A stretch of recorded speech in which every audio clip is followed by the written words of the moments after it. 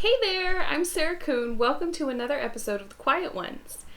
I am so excited for this new year. I'm trying out something new that's really scary and it's really a big leap for me, but I'm jumping head in, feet first, head in, however you say it, jumping in all the way. I'm doing videos for my podcast.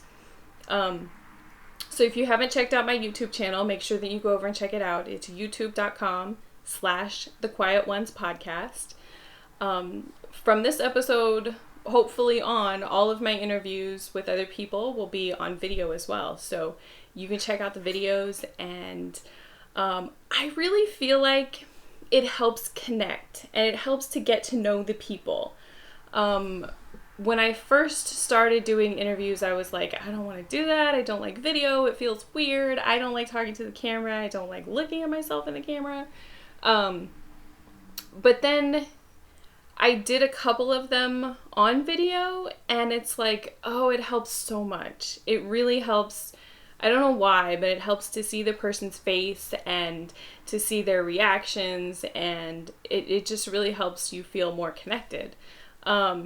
I noticed that too for phone calls on FaceTime. I hate FaceTime, like, with a passion, but it makes a huge difference. Like, when I'm really feeling lonely or feeling like I really need to talk to somebody or have a deep conversation with them, sometimes I'll ask them if we can FaceTime, and it just makes me feel so much better.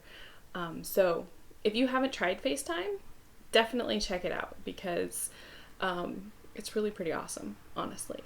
So I want to get straight into the interview that we did.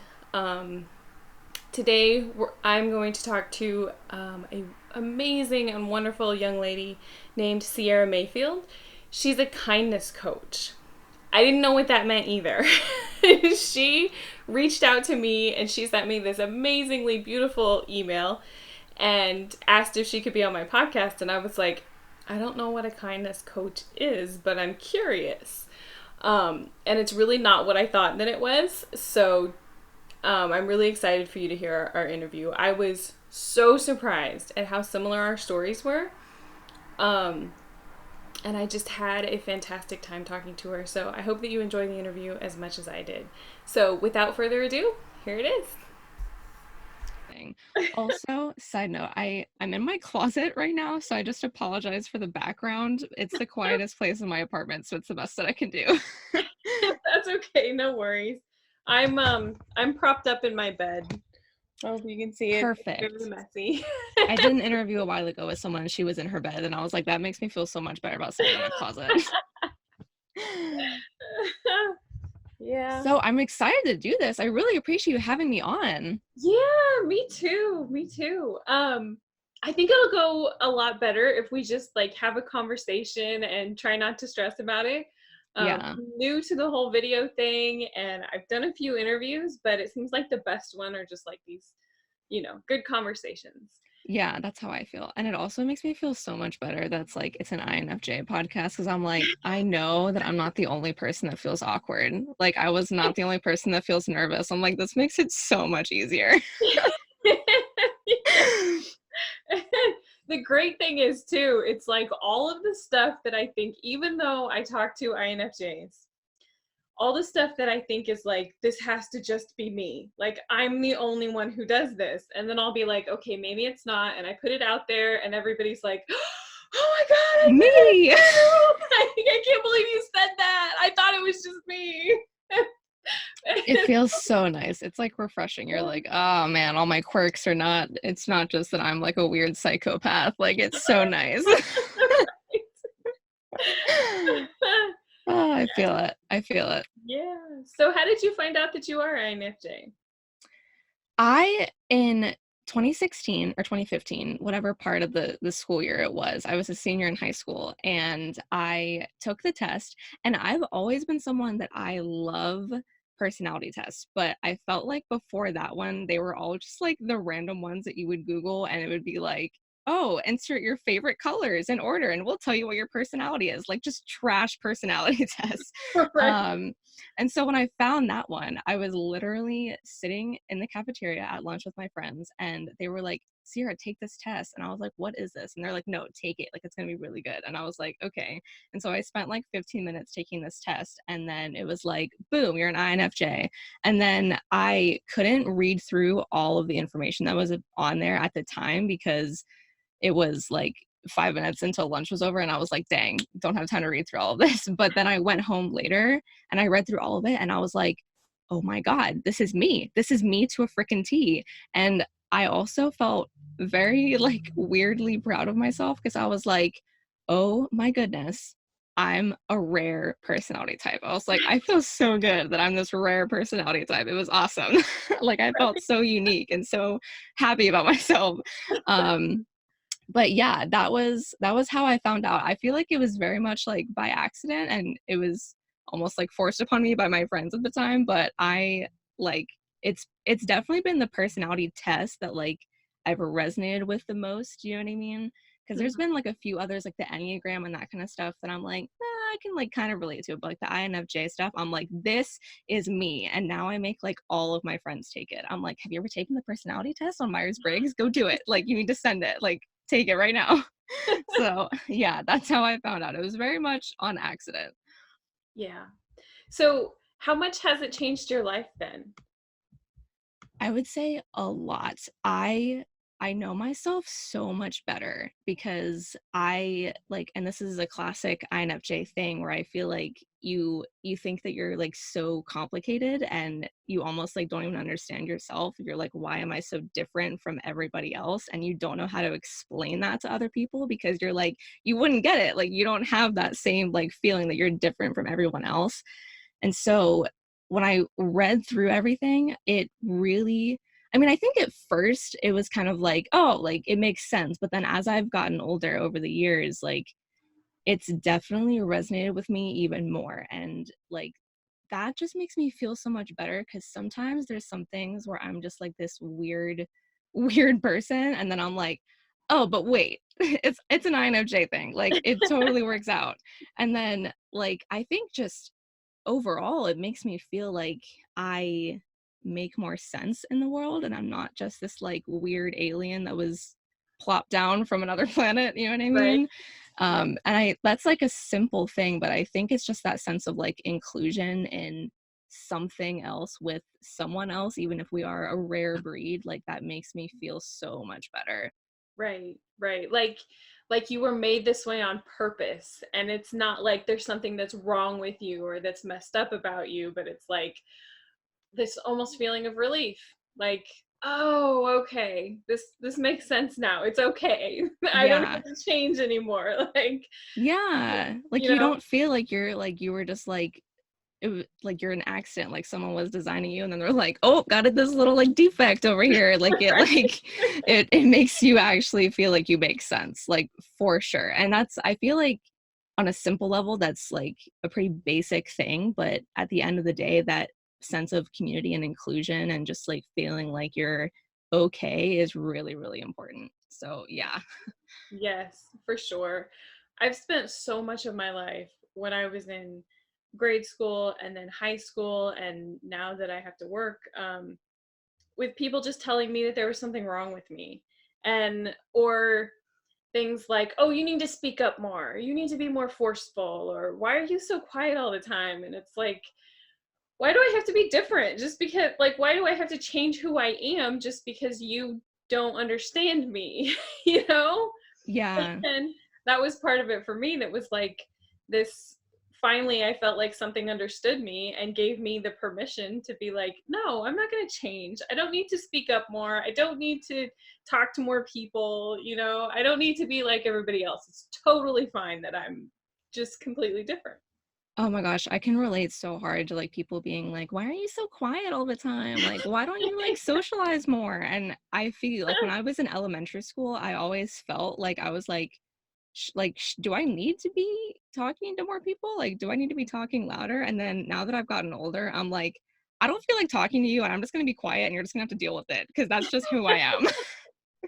So like it's definitely like having that INFJ like just information sitting in front of you, you're like, ah, yes, like it makes so much Yeah. sense. Like I don't have to change myself to make everyone else feel better. I had classes where you were graded on participation, and I I was hate like, those classes. They are the I worst. or the class where you go in, and this happened to me a lot in college. There were whole classes that were set up around like a group project, and so Those are also the worst. Terrible. you go in on the first day, and they were like, okay, find your group. Your whole class grade is on this one project that you're gonna do for the whole semester. And I'm like, oh, like, can I do it by myself? But even Yeah. now, at work, I go to lunch an hour before everybody else does, just so I can avoid them.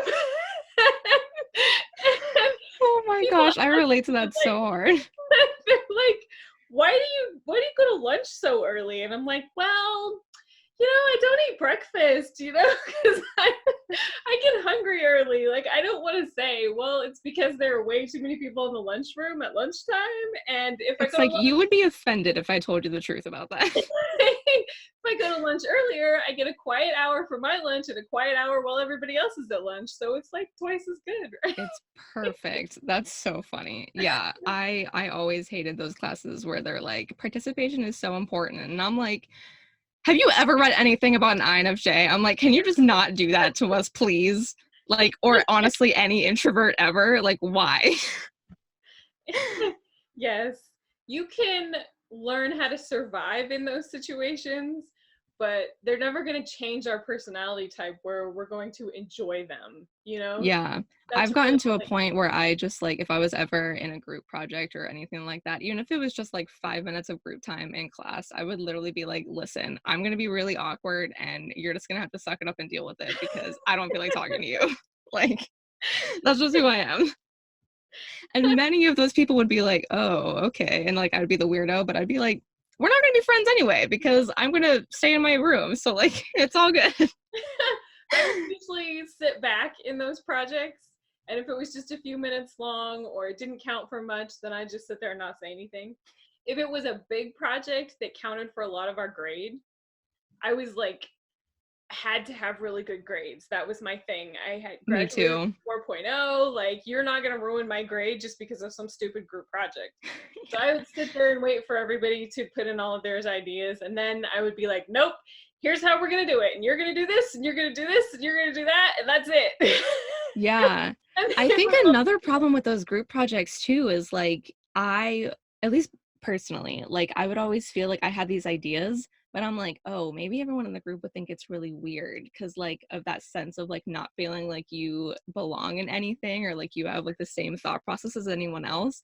And so right? I would sit there and be like, I'm gonna not tell you my original idea because like you're probably gonna think it's really weird. And so at that point I would also be like, dang, these group projects really suck because I don't want to talk to anybody and I don't want to tell anybody my ideas. So like it's like a double whammy, you know what I mean?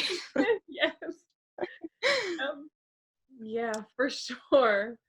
For sure. It's funny that there's so many INFJs that I've talked to that we all have this perfectionism thing, which I feel like, starts young. And when you're in school, it's all about grades. And once you get to college, it's all about, your grades and the recognition and then the internships and all that stuff.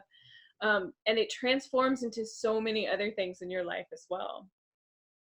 One of the big things for me, especially going through high school and college, was I felt like I had this purpose that I was Yep. put on the planet to do, but I didn't know what it was. And I knew it was something bigger than what most people dreamed about or told me their dreams were. But it was like, what am I going to do? I don't know what to do because I felt lost and I didn't even know where to start looking for it. But then at the same time, I was terrified that I was going to choose the wrong thing. So I spent like 4 years of high school, and I literally spent 10 years in college because Oof. I couldn't decide. And then I get out of college. I've never used my college degree. I ended up with a college degree in criminal justice, and my career has been in digital marketing. So That works out so good. it's like everything that I feared has come true. Like Because it's like, I'm going to waste all of this time. And, I still don't know what my purpose is. And thankfully, over the last couple of years, I've really figured out what I'm supposed to do. But it took a long time to come to that realization. Did you struggle with the same thing too? Yes, like 1 billion%. Yes. So like you said with perfectionism, I've been a perfectionist my whole life. I'm a recovering perfectionist, not nearly as bad now. I would say high school was like my peak for perfectionism. And simultaneously, like really started struggling with that feeling of my purpose in high school. I don't think I ever had a problem with it in like middle school or anything, because I think at that point I was like, I don't know what I'm trying to do with my life. I'm just trying to get through like eighth grade algebra. You know what I mean? Right. But once I got into high school, and then, everybody starts talking about college and like, what are your after graduation plans? I was like, holy freaking heck, I have no idea what I'm supposed to do. Yeah. And I think for me personally, it got even worse because of that like perfectionistic, if I can speak, sense of like, what am I supposed to do? Because I felt like I needed to know so that I could tell everyone else, like, here's my plan. And I wanted to like perfect that plan to like let everyone else know what I was doing. But at the same time, I was like, I don't know what my plan is. So it almost felt like I was like faking everybody out of being like, I know what my, post graduation plans are. When in reality, like, I think deep down, I was like, I have no idea what the heck I'm doing.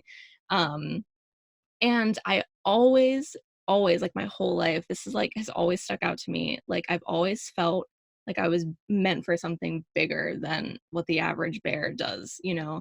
Right. And I think especially in high school, like opening yourself up to that kind of topic is a little scary because you're way more susceptible to judgment and people being like, you're a freaking weirdo. I mean, because high school is the Yeah. worst. And then it's um like, oh, you're so arrogant. You think you're better than everybody else. And it's like, no, that's not really what it is. It's not that I'm better. It's just that I'm supposed to do something that's like yeah, big, but I don't know what it is. it's literally judgment on all sides, no matter Right. where you go. Like, and so that's why you're just like, I'm not gonna tell anybody about anything. Right. um yeah, and so when I was in high school, I like probably starting my sophomore year, I was like, okay, what do I want to do in college? Because at that point, I knew I at least wanted to go to college. That changed since then, but like at that point, I was like, I definitely want to go to school, but I have no idea what for. My big thing in high school was I was a musician. I was in like all the bands, all the choirs, like everything you could think of. And so a part of me, I was like, you know what, maybe I should go into music education. And I stuck with that for like maybe like a month. And then I realized that I would hate teaching little kids anything. So I was like, I'm not doing that anymore. Right. um, but that was like a whole other thing because so many people were like, oh, like you're definitely going to go into music, right? Like you're like the music kid. And I was like, well, psych. No, no, I'm not going to do that. um, so that was kind of like, it was almost like a slap in the face of like, well, if you're not going to do music, like what the heck are you going to do? Because I had been doing music for like 8 years, I think, at that point. And so that was like what I put my entire heart and soul into throughout like my grade school education. And so Right. at that moment I was like, great, I don't want to do that, but I have literally nothing else.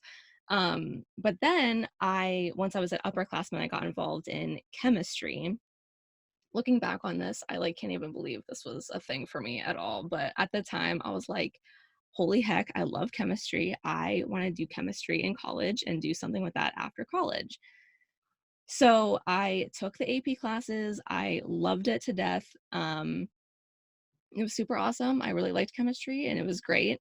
And then I got into college. I stuck with that. I literally like I told everyone I was like, I'm gonna get my chemistry degree so I can be a forensic chemist and do stuff in crime. Because I've always thought that like criminology is really fascinating. I still think it's really interesting. I've since That's realized so that that is funny. not the career for me. Oh, that's so funny. I did the same thing. And I know another INFJ that I'm actually pretty good friends with who also did the same thing.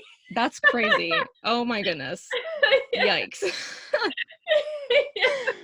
How wild is that? Oh my gosh. Yep.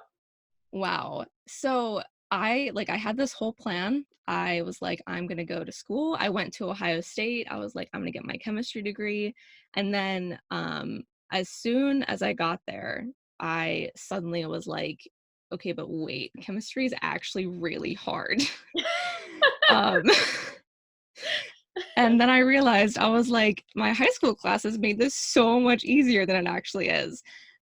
So I like very, very, very quickly started hating chemistry. I loathed it. And so I pretty much got to a point, because I had told everyone that I was like, this is what I'm meant for. Like, I'm going to do this. And this is my plan. I tried my hardest to figure out a way to stick with it, because I was like, I told everyone that's what I was gonna do. And that, like, at one point I told myself that was what my purpose in life was to go be a forensic freaking chemist. And that was obviously like almost like very toxic to myself, because I was trying to do something because it was what I had told everyone else I was gonna do. I kind of like closed myself off to change, you know what I mean? Mm-hmm. Yeah. Um, Yeah. and so then I was like, how can I make this easier on myself? So then I decided that I was going to be a BA in chemistry, because I was like, Bachelor of Arts will make that a little bit easier, just a little bit. um, it turns out that's not really the case. It kind of stayed the same, honestly. It just sucked all around. Right. Yeah, and so then once I got into my sophomore year in college, I can like the first semester of that year, I was still a chemistry major, and I actually got severely depressed. And I was absolutely miserable. I almost dropped out. I almost failed like 3 of my classes. I was having an awful, awful, awful time. And that was kind of the moment where I was like, okay, something has to shift. Like, I cannot do this anymore. And so that was like, I finally decided, it was like, find literally anything else. Like, find something else besides chemistry. Like, get yourself out of this hole. So I kind of realized that, and this sucked a lot, but what finally got me to like get over my perfectionism with like telling everyone else my purpose with the chemistry stuff was, I had to just hit like rock bottom. And that was terrible. Like, if anyone that's listening is like feeling like they're not stuck in the right path and they don't want to change it because of what they told somebody else, like, don't wait for the rock bottom to hit. Like, Yes. change it now. Yes, for Cause sure. yeah, it was awful. And so then, like, probably like the last like month of the semester, I was doing a little bit of like soul searching, I guess you could call it, although I don't really consider that is what it is. I really was just talking to a bunch of advisors and YouTubing a bunch of stuff. Right. um I eventually decided on landscape architecture, which is such a weird jump. Like, every time I tell anyone that, they're like, "Oh, that's like interesting," and I'm like, "No, no, no, you don't get it." I'm like, "It makes sense. Just let me tell you the story." Um, so I've always loved architecture my whole life. I thought architecture was fascinating. And like, you'd think that when went to college, I would have just like started in architecture like immediately, but that obviously did not happen. And so I ended up like, really, I took this like initial, it was like a freshman kind of just like get started in the program course, even though I was my second half of my sophomore year, I took it. Right. And I really, really, really enjoyed it. I mean, it was hard. The architecture program at Ohio State, and really anywhere as far as I know, is like ungodly difficult. Right. Um, but it was almost like such a drastic change from the chemistry that I was like, I'm determined to like this and to make this my new purpose, you know? Yeah. Um, and I was like, this is it. I'm like, I'm gonna make this my thing. This is gonna be what I graduate with. I'm gonna go off and do all these really cool, amazing things. Cause at that point I was like, okay, I changed this. Now this has to be my purpose. I was back in that, like, I'm gonna make this happen no matter what I have to do. Yep. And the first semester was fine. It was great. You know, there were definitely some hard parts, as with any college semester, in my opinion. Right. Um, but overall, I liked it. And then that summer, let me take a drink of water really quick. My throat is getting dry. Okay. So anyway, um, that summer, I decided that I was going to start a blog. I'm clearly a very multi-passionate person. So I was like, I'm gonna do 700 different things like while I'm not in school, because landscape architecture was like taking over my entire life. But that was another thing, is that I had always wanted to start a blog like my whole life. It was just one of those kind of like random things that I was like, yeah, that seems really cool. Like, whenever you're a little kid and you're just like, that seems interesting, and it just like sticks with you. Right. That's why I started my blog. And the main topic that I was talking about was mental health. And the biggest reason for that was because that fall semester, when my depression and my anxiety got so bad, which I've suffered anxiety my entire life. So adding the depression onto that just made the whole thing catastrophic. Right. I was like, you know what? I am going to help other people with this, because during that spring semester, along with the landscape architecture, I was going to therapy, I was on medication, I was getting the help that I needed for my mental health after that horrific fall semester. So I Right. was like, I'm going to start this blog and help other people with that. And that started to make me realize what my real purpose was, because something that finally kind of clicked for me, that was like the one, what's the word, it was kind of like this similar chain between all of these different paths, between the music and the chemistry and the architecture and the blog and the mental health and everything, was that ultimately I just wanted to help people. Yeah. Because when I was in music, I mean, I love music. I think everybody needs to be educated in music at some point in their lives. And so I was like, when I was thinking about that, I was like, I really just want to help people learn to play music. So it was based in helping. When I was going to be a chemistry major, I was like, I want to do forensic chemistry so I can help save people's lives and solve crimes and that kind of stuff. Right. And then what I wanted to do with my landscape architecture degree was eventually use it to find a way to balance the needs of a technologically growing humanity with what animals and natural creatures, I can't think of the correct phrasing of this, but just like nature in general, like balance the two of those needs together. Sure. So all of those different things, I just wanted to help people. And then obviously with mental health, I wanted to help people, not suffer in their depression and anxiety. Yeah. So when I started that, I was like, okay, this is like kind of starting to make more sense. But I tried to like push that away, that sense of like just helping people at some point, because I decided on being a landscape architecture major, and I was like, I have to stick with this. It was that same thing of like, I've told people that I'm changing my mind again. Like, this is what I told people. I'm like, this is so awesome. This is my new purpose in life. So I was like, I have to stick with it. And then I started the fall semester. I had officially moved to Columbus, Ohio, where Ohio State's located. And I was like, I'm going to make this happen. It's going to be really, really awesome and whatever.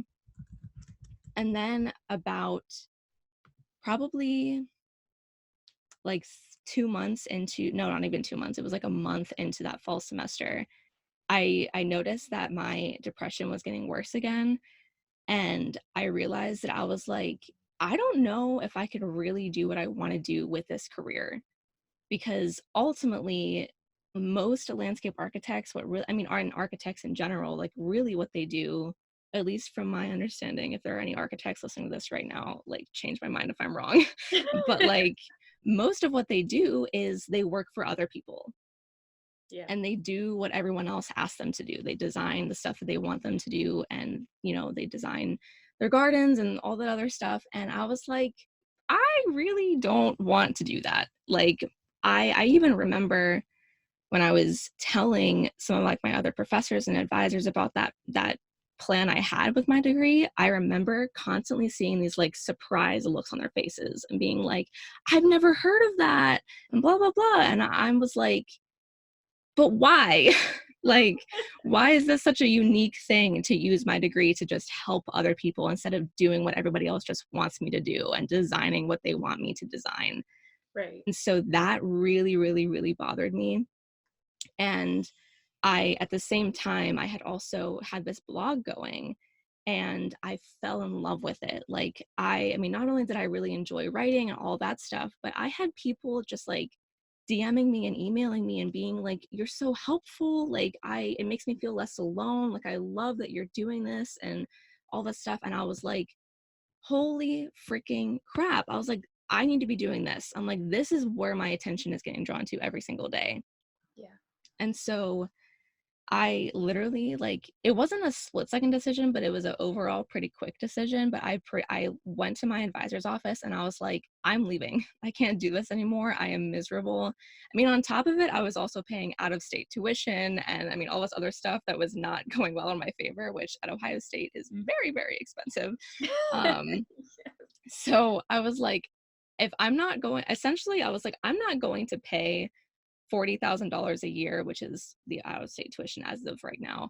I'm not going to pay that money to be miserable in a program that's not going to help me do what I really want to do." And so I signed my leave of absence papers and I was like, "See ya," and I left. Um, and then that gave me the opportunity to really work like full time on my blog and eventually turn it into a business that could really help people on like a global massive scale, because I was like, this is really, really, really what I want to do. And so I stuck with that, and eventually I rebranded and now I do kindness coaching, obviously. So that's a very, very like different thing, but that was like a whole year's worth of growth and change for myself. Um, but it was really just like a lot of trial and error, and it took me a while to realize that like ultimately what I want to do is just help people and make a positive difference in the world and be of service to other people.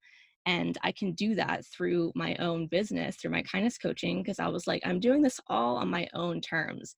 I don't have to like wait for anyone to tell me what to do. I don't have to listen to anyone else. I was like, I can go out and make a difference in the world and really be of service to these people whenever the hell I want to, excuse my language, but I can just do it all on my own terms. And Right. that felt really, really, really good. And it took me years to finally find like what was the similar link between all of these different paths. And I didn't see what that link was like while I was doing it. I saw what that link was with like what I wanted to do with those different degrees, you know, and Yeah. that was a long story, but that it's the true story. I loved it. One of the things that you said at the beginning really resonated with me because it sounds a lot like my story. You said that you had this purpose that you were really excited about, and you went and told everybody. And then you're like, oh, maybe that's not the thing. But then you don't want to change it because you've already told all these people. I did the same thing. So when I was in high school, I fell in love with race cars. I know that sounds really weird because that's not really a girl thing. Hey, everybody has their own thing, man. It's all good. But um I kind of I spent a lot of time with my dad and he loved race cars. And so all through high school, I'm like, I'm going to do something with race cars. I'm going to go into racing. I'm going to go work for NASCAR somehow. That's so And cool, actually. he's like, well, you could be an engineer. And I'm like, that's perfect. I love math. I'm going to be an engineer.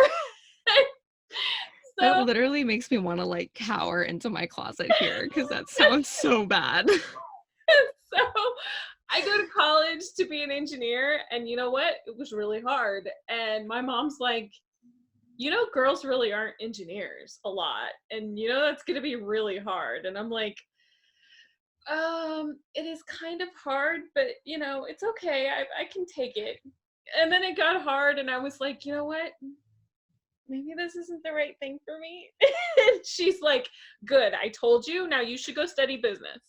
So I did Do that. something else. I was so bored. I was like, you know what? I think I just really didn't try hard enough at engineering, and I'm going to do that because I'm really meant to be an engineer, and that's my purpose, and that's what I'm going to do. And I'm going to go work on race cars because I have to do that. I love race cars. And so I moved halfway across the country and I went to school at UNCC, which is the University of North Carolina at Charlotte, because they had the only motorsports engineering program at the time, because that's where all the race cars are. And I'm there in the middle of this program. I'm one of like 3 girls out of 3,000. Oh my goodness. I get stuck in these group project classes where the whole semester is one group project. So your whole class grade is That's one an group. equation for an atrocity. Yeah, and I'm older than most everybody at that time too. I was a few years older. So there's all these 18-year-old guys going, you don't belong here. And I'm That's like, the worst. clearly. um, yeah, so I applied for this job. I don't even know why I applied for it, which was a marketing job for an agency that worked with race car drivers. And I got the job. And I'm like, oh, I'm gonna have to quit and, like, quit school. And I have 3/4 of an engineering degree. And I tell people that now because for some reason I feel like that makes me smarter. Like, that gives me more credibility if I say, listen, I have 3/4 of an engineering degree. All right. I know what I'm talking about. I'm smart. I don't That's know like why me I have with the to prove chemistry. I'm like, I took 2 whole semesters of chem. You better think that I'm intelligent. but really what it does is people go, well, you're not that smart because you didn't finish. Right. Right. You're like, thanks. I really needed that. So I shifted my whole life and I went to work at this agency.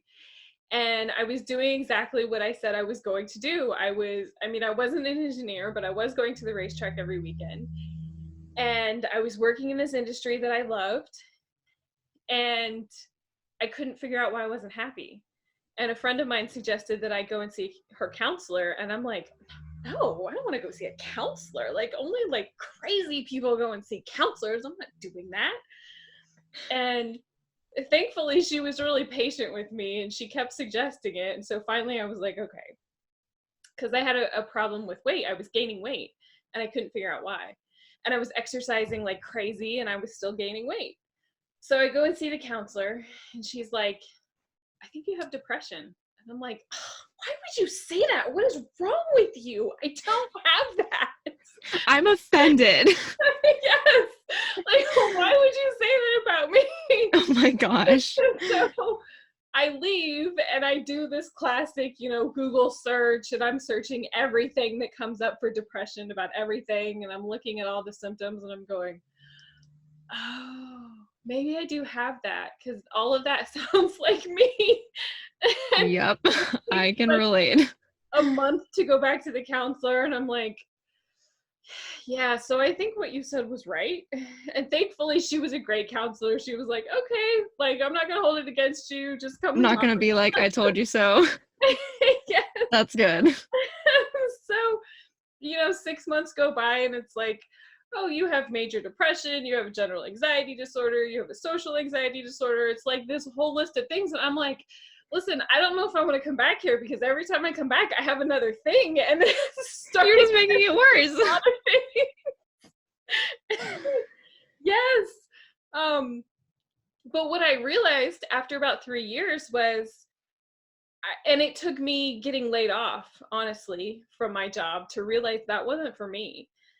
And people still ask me now because I still love race cars. And somebody just asked me this morning, would you ever go back? And I'm like, I don't think I would because it's different now than what it was. And it didn't make me happy. It wasn't what I wanted to do. It made me miserable. Yeah. I can feel that with the chemistry stuff too. Because, like, I even now, like, when some people ask me about the chem, I'm like, I still think chem is fascinating. Like, I think it's really, really interesting. I could sit in like like a what's that, like, conceptual class and like really, Right. really enjoy it. But if you were to put me in a lab and be like, do this experiment, I would be like, I hate you. Like, this is the worst.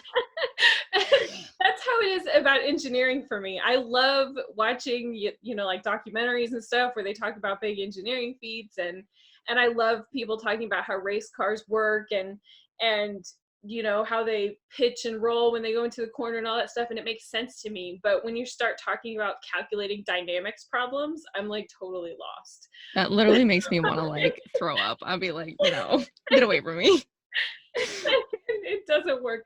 I loved it as long as it wasn't practical. So like I did really well in calculus, but once you started getting to physics, then it was like, oh, this is supposed to make sense. Like, no, it doesn't make sense to me now. Yeah. That was like me, like with chem. It's like I really enjoy, like drawing little diagrams and being like, this is why helium does this. But it's like, oh, you need me to remember that whenever I'm doing an experiment with helium because that ain't gonna fly. Like, yeah. It was funny what you said too about always wanting to start a blog. I've started 6 or 8 blogs. I have a whole Oh bunch my of them. goodness, that's I think crazy. I have like 2 posts on them because I always got that imposter syndrome that was like, oh, nobody's gonna read this. Like, I'm not gonna stick with it. I don't know what to write about. Common struggle, yes. Yeah, and for me, I've known that I've had depression for 5 or 6 years now. And when I was first diagnosed, it was something that I was really ashamed of. And I didn't want anybody to know, and I didn't want to talk about it. And it was like, let's just pretend that I don't have this and just act like everything's fine. And it's only been in the last couple of years where it's like, why? It doesn't make it better. The only thing that's going to end the stigma is when people can talk about it, because having depression and anxiety doesn't make you crazy, because there are so many people who have it. You can still be a normal person because practically everybody in their lifetime is going to deal with depression at some point. It's just that some people have varying degrees of it, and maybe not everybody deals with anxiety, but there are a lot of people who deal with it. And it Especially doesn't. us INFJs. Yes. Yes. And the more that you talk about it, I just feel like, it's just one more thing that, we can break the stigma of, and so that there will be more people who talk about it and realize that it's okay, and it's okay to go and get help for it as well when you need to. Yeah, yeah, I definitely agree with that. I think in a lot of ways, and it's almost like in a twisted way, I feel like very fortunate in that I never struggled with, at least not a lot, with that like shame feeling. And the reason why is because I grew up in a household that had mental illness. My mom has depression, my dad is bipolar, I had siblings with anxiety and ADHD and all these different things. And in our household, it was never something that we didn't talk about. We always were like, this is something that's important. We need to be aware of this. Like, and here's how we can help each other through this. And so growing up with that, I think it kind of eliminated that sense of shame within myself, because I didn't have to feel like I was like, oh, I'm alone with this. Cause I Yeah. could literally call my mom and be like, I'm depressed today. How you feeling? Like, you know what I mean? And Right. it worked out like well for me in that regard. But I know a lot of people that have also struggled with that shame feeling, and it's because like, and I don't I'm it's almost like flabbergasting to me how so many people still struggle with it, and yet so many people are like, I can't talk about this.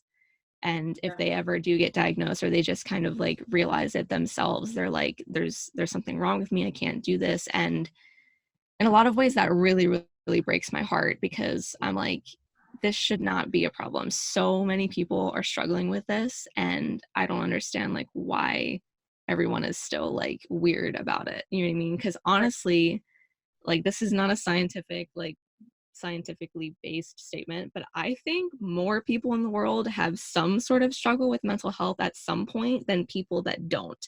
Yeah. And so I'm like, why is this so stigmatized? It's crazy. And that was part of the reason why I wanted to start my blog too, because I was like, we have to end this stigma. Like, people are Right. suffering. And Yeah. it's like, if there's one more person out in the world that is talking about it, like, maybe that's one more person that I could help, you know? And, that was one of the things that my friend who got me to go and see the counselor said to me.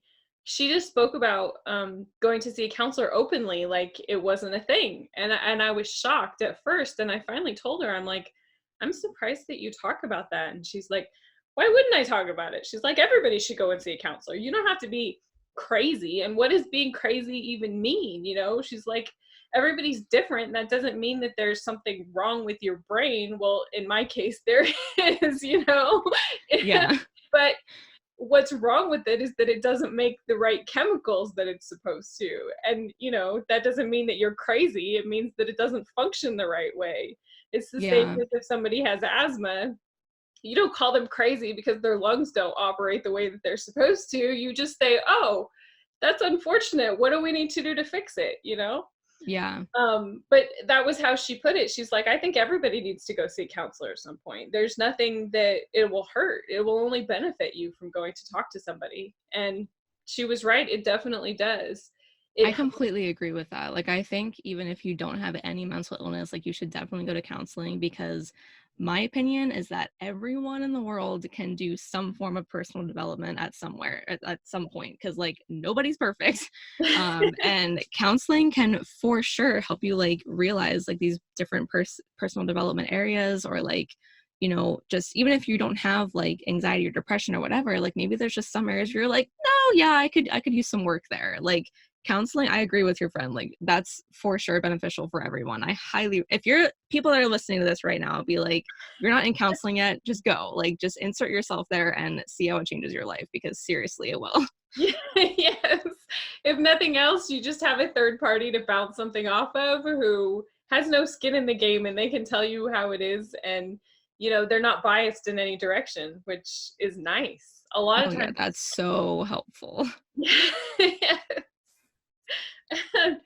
So tell me what is kindness coaching? Because I read when you emailed me about doing an interview, I was like, I don't know what this is. And sometimes I don't really feel like I'm kind a lot. And I recently, just a couple of years ago, moved to Boston. Oh, I love Boston. Boston gets a bad rap for being really rude. I Yes, when my boyfriend and I went there, there were a few people that I was like, okay, all right, this is happening. I don't think that in general people in Boston are rude. I think that it's just that there's a lot more introverts here and they sort of keep to themselves. Yeah. I lived in the South and I grew up in the Midwest as well. So I've been in different parts of the country. And when I worked for the marketing agency, we traveled all over the United States. So, you know, I've been everywhere. And Boston seems to fit my personality really well. Like you can ride the train with 1,000 other people and walk into the city, and you know you're walking around the city, nobody bothers you, nobody says hi, nobody expects a good morning or a wave or anything like that. The introvert in me is like, that is amazing. Yes. Yes, and people are more straight to the point. They're very straightforward in their communication, and sometimes, you know, that feeling part of my personality is like, oh, why did you like that? Kind of was hurtful. What did you say like that for? But most of the time it's like, oh, this is awesome, there isn't a whole lot of small talk, we're gonna get straight to the point and it's gonna, you know, it's gonna be great. You guys are just as awkward as I am, which really works out for me. The perfect utopia of a place to live right there. Yes, That's yeah. amazing. And so I was a little bit concerned when you sent me that email. I was like, I don't know if most people, once they get to know me, they don't really describe me as kind. You know? You've come across as kind the whole time, so you're doing good. They usually say quiet and straightforward and usually sarcastic. Same. So I'm very curious, like what it is. Yeah, so first of all, I love that you this sounds weird, but I love that you were someone that you're like, what the heck is kindness coaching? Because so like it's like, yes, like I knew there was no one else out there doing this. Um, but really, I think the best way that I can explain it, like, is to kind of go back to where it just like kind of popped into my head, was that my most of my, at least probably since I was like 15, I've always been like, why can't people just be more nice, like nice to each other? I just don't understand why. Like, I feel like it's not that hard to just be a good freaking person. And that always kind of stuck with me. And I mean, I was raised by good people. My parents are lovely people. Like, I mean, I've always had that like good atmosphere, but it was Right. like within myself, I was like, I need to be kind to other people. And I think that also stems from like my feeling of purpose of like helping other people. It all kind of like interconnects, of course. Um, Right. but as I got older, I just like I got like so intense about my passion for kindness, because I would see like, you could ask any of like my closest friends or my boyfriend or my parents, like they could tell you that like anytime I would see any like even the tiniest bit of negativity in the world, I would literally be like, why do people have to act like that? Like, what is the point of that? And I would like get so fired up. And after I had started the blog and I was talking about mental health coaching, and I really loved it, and mental health is obviously still very, very important to me, but it just felt like there was like something that wasn't quite clicking for me. I was like, I don't know if I want to make this my business forever. And so I eventually, I was like thinking about it a lot. And then I remember just like over weeks and weeks and weeks of like talking to my boyfriend about random stuff in the world that was happening. I mean, we live in a world where there's a lot of really, really terrible things going on right now. Yeah. And I would just talk to him about like, you know what, if I was in a position of power, like here's what I would do, like blah, blah, blah, blah, blah, or like, why can't these people do this? Like, every single thing that I talked about was based within kindness at some point. And it literally, I don't want to say that I had like a light bulb moment because I don't think it was a light bulb moment, but eventually I was like I was like, holy freaking heck. Like what I talk about all the time, what gets me the most fired up is the fact that I believe at some point, on some level, kindness can be the solution to every single problem we have in the world that as it is today. Every single one of them. Yeah. And obviously, like a lot of the problems are much more complex than that. And there's different layers and, all these different solutions. But I think at the base level of everything, kindness can be what we start from in terms of finding solutions to all these different issues. And that was the moment where I was like, I have to talk about this because there are way too many people in the world that are not acting with kindness. And it's literally just driving me up a wall. And so I'm just like, I literally rebranded into that back in October 2019. And I didn't really think it through. I was just like, I have to talk about this. This is what fires me up every single day. I have to share this with the world. Yeah. And so essentially I'm like my main like mission statement, I guess you could say, is that I help people make the world a better, more positive, happier place to live in using the power of kindness and empathy, because if we don't start using that power, the world is going to crumble into dust, I believe. And we have to start acting with more kindness and being more aware of what kind of impact that can have. And so many people, they know what kindness is. And I mean, they're taught it by their parents, their teachers, or whoever, but so few people are actually truly acting on it. Yeah. And it's that difference between the knowledge and the action, and there's a gap between the two of those. And I'm tired of seeing the gap. I'm over it. Like, I don't want to continue living in a world that has such a big gap and has so many people that are just kind of assholes, to be honest. um like, I don't want to live in a world like that. I don't want to bring a future family into a world like that. Like, I'm just over it. And so I'm like, I'm going to help other people realize what the power of kindness is and help them actually utilize it more in their lives, so that we can all together make a more positive impact. Yes, that's amazing. That's completely amazing. One of Thank my you. biggest one of my biggest pet peeves, that something that I just can't stand, is people who don't think about other people. And I think that it's because I spend so much time thinking about all of the people around me. So when I make a decision, even if it's something as simple as driving in the right lane or the left lane, it's like, which nobody does that here. They just drive in whatever lane they're in, and there's two cars and they go We're the just same in the speed. middle of both lanes. It's And, fine. and I'm just sitting there going, oh, why don't you think about the 12 people that are behind you? Same. But there are so many things. In an office that I used to work in, people would slam their office doors, and they felt like it saved them time. So they would just walk in and slam the door rather than shutting it. And it scared me every time it happened. And every time it scared me, I was like, why don't they care about anybody else? Like, they just care about themselves. It doesn't, you know? Yep. And I know exactly what you mean. there aren't very many things that make me mad, but that's one of the things that's like, oh, I just don't understand. Yeah. But you're absolutely right. Like, you can solve problems like that with people just thinking about other people and having some empathy for the people around them, and to show some kindness and just a little bit more consideration.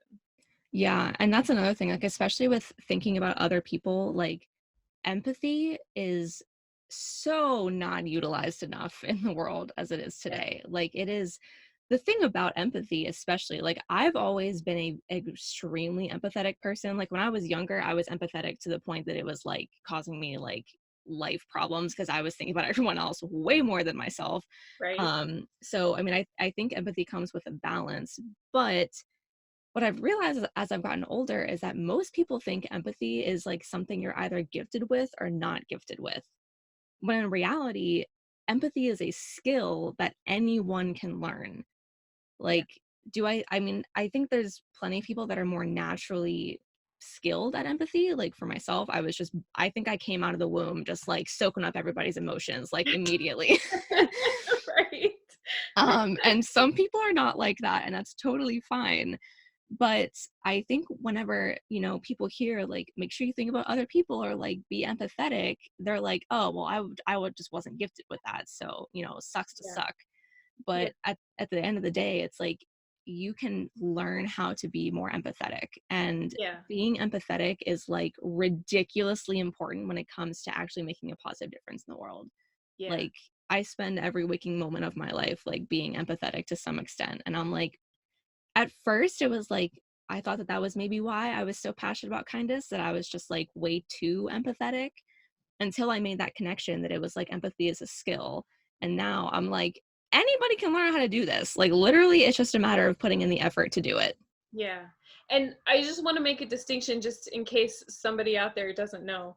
A lot of INFJs are empaths, and that means that you can almost feel the emotions of the people around you, which is different from having empathy for people. Having empathy is thinking about other people, which, like I said, is different. It doesn't involve you part of your personality or actually being able to feel their feelings, because some of us have such strong intuition and are such strong empaths. I don't know if that's exactly how you say it, but it's We're like gonna roll with it. I think it sounds good. um, we can feel the emotions of other people around us, even if it's something that we've never experienced ourselves. We could just feel it almost like a vibe coming from them.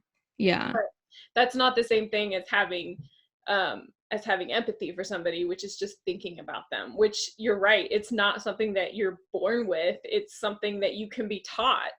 It just takes a little bit more consideration for people who aren't naturally like that. Yeah, like I think you're right. Like the INFJs are probably more people that like I said, that have just come out of the womb, just like feeling up Right. everybody's emotions and like Yeah. whatever. Yes. But I actually one time I told my mom, I was like, because my mom always tells the story of how when I was born, I just came out like super angry and like pissed off. And I'm like, you know what? Maybe it's because everybody else in the room was just really angry and pissed off. So I just like soaked it all up in my tiny little baby body. I don't know. You soaked it up from her because she was in so much pain.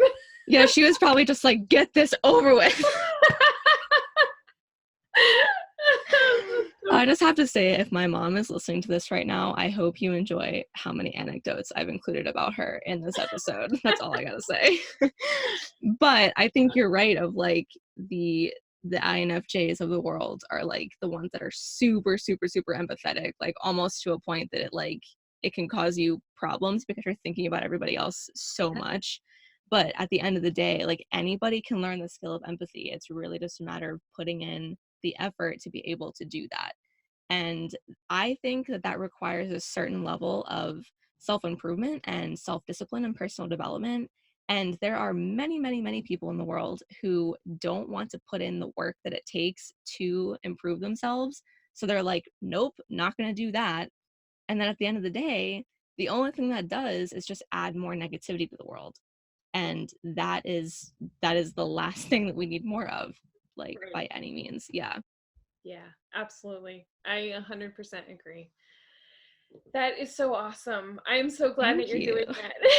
I appreciate that. I feel it's very, very, very rewarding. Like every single day, I'm like, look at me making a difference. Like it's so good. That's so awesome. So tell us where we can find you, your website and your social media.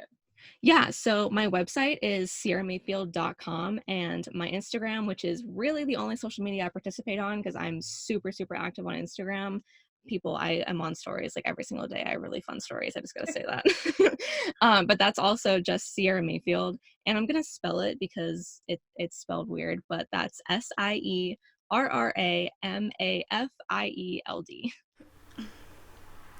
I hope you guys really enjoyed that interview as much as I did. I had the best time talking to Sierra. It is so nice to connect with other INFJs and to hear their stories. And every time you just say, me too, me too, me too, it just makes such a huge difference. It makes me feel so completely amazing to be able to know that there are other people out there that are just like me and that are just like you. So thank you so much for listening. I really, really appreciate it. I have so many interviews coming up in the next couple of weeks. So many wonderful and amazing people have agreed to be on the podcast. So this year, the format is going to be a lot different because I just have so many more interviews to do. I still want to share your stories. And so if you have a story that you want to share with me, definitely send it to me. The email is podcast@infjwoman. Or you can always send it to me directly on Instagram and Facebook. I reply to all of my direct messages, and I'm paying a lot more attention to the comments as well. Trying to. So definitely send me some stories, send me some wins, some experiences, whatever it is. I would love to hear from you. So, yeah. There was one thing that I wanted to share with you. Okay, so somebody sent me this on Instagram, and I wanted to read it to you. It says, "Hello, I'm on podcast number 7, which I'm assuming that's season 1, episode 7, Common Traits. Oh my god, thank you for this episode. Someone in the world is living what I am living. I always feel like no one can understand how I see the world, how I can see the future. I really do. I know ahead of time what is going to happen in a relationship or on different situations. I really can't see the outcome. This scares me at first, but then I get used to this intuition thing. Also, no one knows the real me. They only know what I want them to know, and a lot of other things, but the most important is that I remember I'm in a constant searching of my best friend. I always wanted to have a relationship like a best friend. But like I saw other girls at school and middle and high school, it's been very disappointing. And I'm very tired of looking. A couple of years ago, I thought I found it, but nope, I was wrong. I was so disappointed and sad. This person who was not a good best friend, it took me almost 2 months to recover from the disappointment. I give a lot to this relationship that I want to have. And while it's very disappointing, all of the symptoms are there. Not even my husband knows me that well. How difficult it is to be me. How difficult it is to be all of us INFJs, right? Absolutely love it. I feel like my best friend is on the other side of this podcast. I so much appreciate it every time you guys send me these things. It's so completely amazing. And just the similarities. I mean, I go through the same thing when it comes to friends. I feel like I have a few friends, and it's just been recently, honestly, that I've connected with a couple of more people that are actually my age, because most of my friends are quite a bit older than me. But yeah, you put so much into friendships, and a lot of times I end up chasing people, which I'm trying really hard not to do. But I find somebody who's like, I feel like I would be a really good friend for them. And I want to be their friend, and usually I admire them some way. And then I feel like I put a lot of myself into almost chasing them and trying to convince them that we would be really good friends. And then, of course, it always ends up going badly. And they're like, why are you doing all of these things? You know, like, you're going way out of your way for me. And then they never reciprocate because, you know, they're like, who is this crazy person who's after me? Which is what I'm saying about myself. I hope that you guys don't do the same thing, but I've talked to a lot of INFJs who say, yeah, I kind of do the same thing. So I'm trying to make sure that all of the friendships that I have, that it's more of a reciprocal relationship. And if there's a friendship that I have that they're not giving as much as I am, then I sort of back off and say, okay, I'm going to give as much as you're giving. And if you're okay with that, then I can be okay with that too.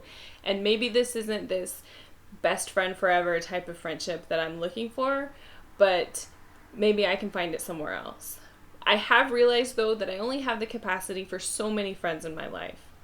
And if I'm holding on to those people who aren't prepared or aren't ready or don't want to give me as much as I want from them, or as much as I'm giving to the relationship, if I'm holding space for those people, then I don't have any space for the people who are willing and ready to give me what I'm looking for, right? So it's almost like you kind of have to let go of some of those people who aren't the right friends so that you can make room in your life for people who are the right friends. So that's definitely the advice that I have for you. I'm trying really hard to live up to that in my life as well. It's difficult, though, because it takes a whole mindset shift. And it takes some practice. It's like building a new habit, saying, okay, I've done this one thing for probably your whole life. And for me, that's like, I've done this one thing for 34 years, and it's served me for all of that time. But here I am at a different place in my life, and this thing that I've done, this decision that I've always made, it doesn't serve me anymore. And so I need to do something else. I have a book, too. Oh, I used it to prop my computer up. Yeah. Because I'm very, very professional and technical, so I'm using books to prop my computer up so that it looks halfway decent. This is a new book that I got for Christmas that I'm so super excited about. Those of you who can't see the video, it's called The 5-Second Rule. It's by Mel Robbins. It's one of the best books that I've ever read, honestly. And I really suggest that you read it because it's completely awesome. Mel Robbins talks about how to form new habits and you have to like create a different pathway in your brain, basically, because your brain is just conditioned to choose the same thing that you've always chosen for your whole life. It's kind of like an automatic setting. And in order to change that, to form a new habit, there's some steps that you have to take, which is where her 5-second rule comes into play. So when I finish reading the book, I'll share more of it with you because it's completely awesome. But definitely check it out. And especially if you're still working on your New Year's resolution, which I hope that you are. I'm doing okay on mine. Some of mine are really good. I mean, we're doing a video podcast here, so that was one of mine. One of mine is to be more present and more seen, which is taking more videos and more pictures on social media, sharing more of my personal life with you. So you're gonna see that some more, hopefully. I'm working on that. That's one of them. Another one of mine is to lose weight, which is a struggle and it's awful and it's not going as well as it should. But, you know, if you're in that position with your resolution, I would encourage you not to give up, but to be gentle with yourself and to say, okay, this is a process and it's going to take some time. It's not going to happen overnight, unfortunately. So yeah. I don't know what else. So again, thank you so much for listening. Definitely check out the video on YouTube if you haven't yet. I will share it on all of my social media, but again, you can find it on youtube.com/thequietoncespodcast, and I'll put a link for it in the show notes as well. There's also going to be links, like we said, for all of the information so that you can find Sierra on her website and all of her social media. So thank you so much for listening. Please make sure that you subscribe wherever you listen, especially if it's on YouTube. And leave a comment too, or a review. That helps other people to find us. Again, thank you so much, and we'll see you again next week.